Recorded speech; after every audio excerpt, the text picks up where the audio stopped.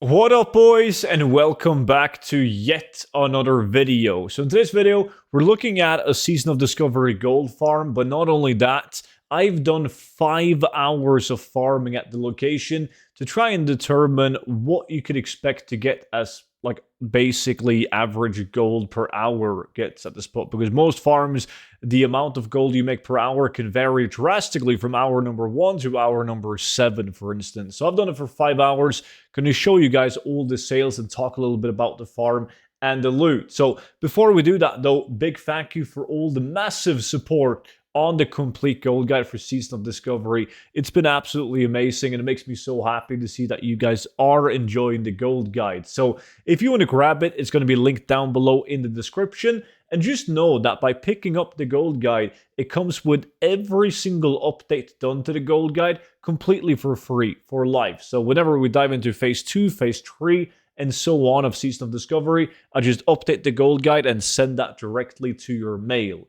So the farm that we're looking at today that I wanted to try out for 5 hours first was this one right here in Wetlands, because it is extremely good as it's steady gold, but it has really good potential for some extremely expensive items. Now, the main items and the main mobs that you want to be killing are these bluegill murlocs. You'll notice how they are level 28 and 29. That's like the best level to kill mobs at, because when you're first getting green items and blue items, they're going to be like level 23 to 25, so they will have much higher stats than if you were to kill level 25 mobs. So basically, they're worth a lot more gold. But what makes this farm good, in my opinion, is that even if you have bad RNG, you're still going to make a lot of gold on the 2 basic materials out of this farm. Well, the first one being the fish oil. Fish oil is needed for this quest where you hand in 24 of them and you can get access to a bunch of runes.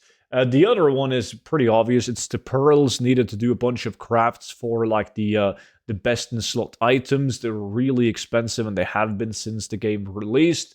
So those are like the steady ways of making gold, even though the pearls have massive RNG. And we're going to talk a little bit about that, because I did this farm on stream together with a couple of viewers of mine. We were in a group and we had free for all loot on. So basically, whatever you kill, you would loot, right? And in that hour, I got 4 pearls. And at the time, they were going for 4 gold each. So I made 16 gold in an hour on only the pearls.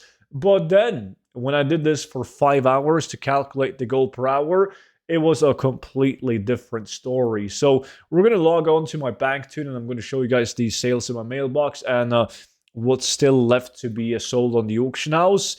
So in the mailbox, you see I got 78 mails. Not all of them are sold, because I do have some other items that I've sent to the tomb, but they don't include in the total gold that I have right here, which is 36 gold in sales so far. So you see, I have some disenchanting materials because I got a couple of green items that wasn't worth posting in the auction house, so I disenchanted those. I sold a couple of green items, a lot of fish oil, which has decreased in price. They're like less than 6 silver each right now. Sold this pearl for 4 gold, another pearl right here for 4 gold, and that was it. In 5 hours, I got 2 pearls, and then I had 1 hour where I got 4 pearls. So really bad luck on that. I got this dagger that I sold for 3 gold. Could have probably sold that for a bit more. Some bracers for 2 gold. More fish oil. Sold the scale cloak of agility for 4 gold. Some shoulders for almost 2 gold. More fish oil.